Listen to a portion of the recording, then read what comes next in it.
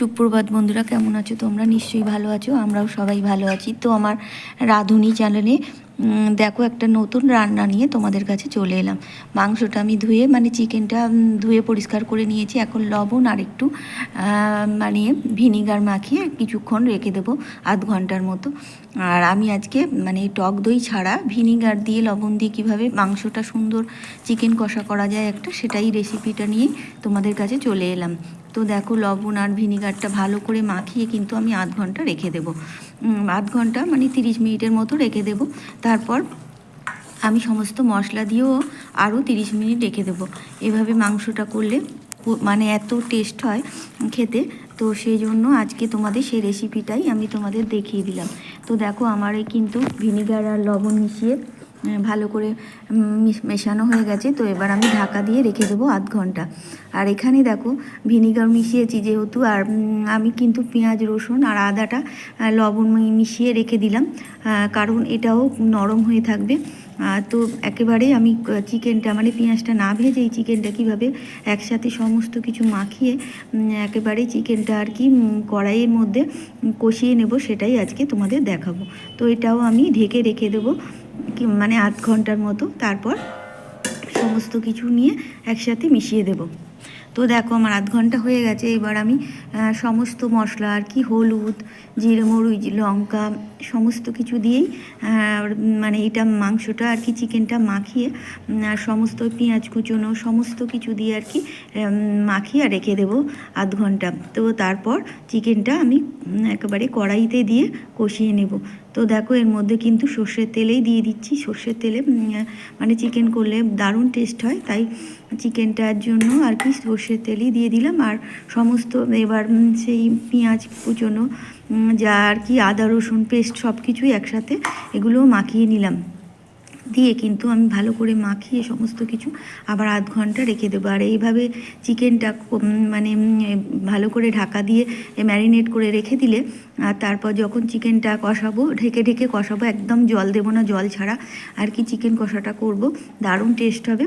একদম কিন্তু জল দেবো না, তার জন্যই মাঝে মাঝে আমাকে নাড়াচাড়া করে দিতে হবে চিকেনটা, আর তারপর ঢাকা দিয়ে দিতে হবে। তো দেখো, আমার আধ ঘন্টা হয়ে গেছে। এবার কিন্তু আমি সিদ্ধ করা আলু, এটা অপশনাল, তোমরা চাইলে আলু না দিয়েও করতে পারো।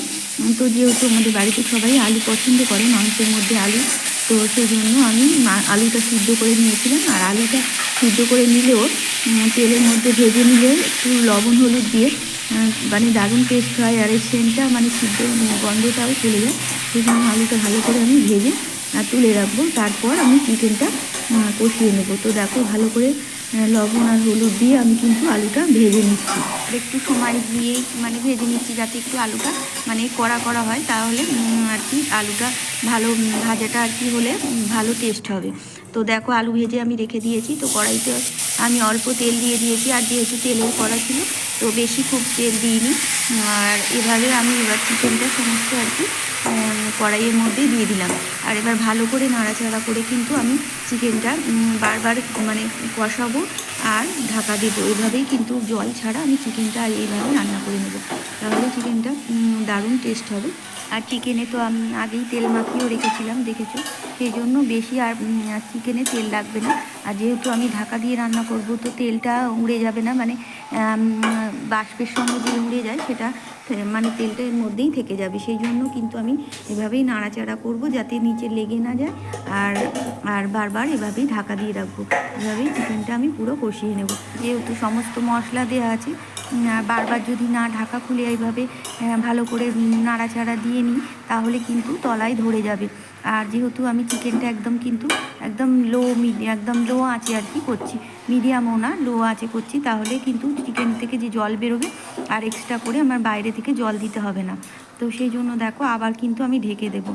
তো দেখো, আমি কিন্তু কিছুক্ষণ ঢাকা দিয়ে রেখেছিলাম। তো আবার এবার খুলে আমি কিন্তু চিকেনটাকে আবার ভালো করে কষিয়ে নেবো। আর চিকেন থেকে জল ছাড়তে শুরু করে দিয়েছে। আর এর মধ্যে যেহেতু ভিনিগার দেওয়া ছিল, তো চিকেনটা আমার একদম সফট হয়ে আছে। সেজন্য কিন্তু বেশিক্ষণ সময়ও লাগে না, এভাবেই কষিয়ে রান্না করে নিলে দারুণ খেতে হয়। তো এইবার আমি কিন্তু অন্যান্য আলু আর টমেটো, যে আমি একটা টমেটো বেটে নিয়েছি, সেই টমেটোটা আর লঙ্কা কুচিটা দিয়ে দেব, দিয়ে আবারও ভালো করে নাড়াচাড়া দিয়ে কিন্তু কষিয়ে নেব। দেখো আমি আলুর সাথে আলুটাও দিয়ে দুবার চারবার আর কি নাড়াচাড়া দিয়ে দিয়েছি, কষিয়ে নিয়েছি। তারপরে আবার টমেটো আর কাঁচা লঙ্কাটাও দিয়ে দিলাম। তো এইভাবেই ভালো করে আবার মানে কষিয়ে নেব। যেহেতু আমার কড়াইটা একটু ছোট হয়ে গেছে, তো কষাতে একটু অসুবিধা হচ্ছে। তো কিছু করার নেই, ঠিক আছে, হয়ে যাবে। যেহেতু জল দেব না, সেই জন্য এভাবে কষালে হয়ে যাবে। তো ঢাকা দিয়ে দেবো, নাড়াচাড়া করেছি, এবার ঢাকা দিয়ে দেবো। এভাবেই বারবার কিন্তু আমি মাঝে মাঝে আর কি নাড়াচাড়া দিয়ে নেব আর ঢাকা দিয়ে দেবো। এইভাবেই কিন্তু পুরো চিকেনটা আমি রান্না করে নেব। আর চিকেন থেকে যে জলটা বেরোবে সেই জলেই রান্না করবো, এক্সট্রা করে বাইরে থেকে আর জল দেবো না, তাহলে কিন্তু চিকেনটা দারুণ খেতে লাগে। তোমরা তো অনেকভাবেই চিকেন রান্না করেছো, এভাবে একবার রান্না করে খেয়ে দেখো, মানে দারুণ লাগবে। তো দেখো আবারও কিন্তু ঢাকা দিয়ে দেবো। তো এবার চিকেনটা কিন্তু আমার হয়ে এসেছে, আর বেশিক্ষণ লাগবে না। আর ঢাকা দিয়ে দিয়ে রান্না করছি, তাতে কিন্তু তেলটাও কম লাগে। তো দেখো এবার আমার চিকেন কষাটা প্রায় রেডি হয়ে গেছে। তো আমার এই ভিডিওটা কিন্তু তোমাদের যদি ভালো লেগে থাকে, আমার এই রেসিপিটি যদি ভালো লেগে থাকে, তোমরা অবশ্যই আমাকে সাবস্ক্রাইব করে লাইক কমেন্ট শেয়ার করে পাশে থেকো। তো আবারও একটু ঢেকে দিয়েছিলাম। তো চিকেন কষাটা আমার রেডি হয়ে গিয়েছিল, আর গরম মশলা দিয়ে একটু ঢেকে দিয়েছিলাম মিনিট 5 মতো। তো ঢাকাটা খুলে দেখিয়ে দিলাম, দেখো কেমন হয়েছে আমার চিকেন কষাটা। আর এভাবে তোমরা বানিয়ে বাড়িতে খেও, টক দই ছাড়াই, মানে দারুণ লাগবে আর দারুণ টেস্ট হয়েছিল। তো আগামী দিন আরও একটা নতুন রেসিপি নিয়ে তোমাদের কাছে চলে আসবো। আজকের জন্য টাটা।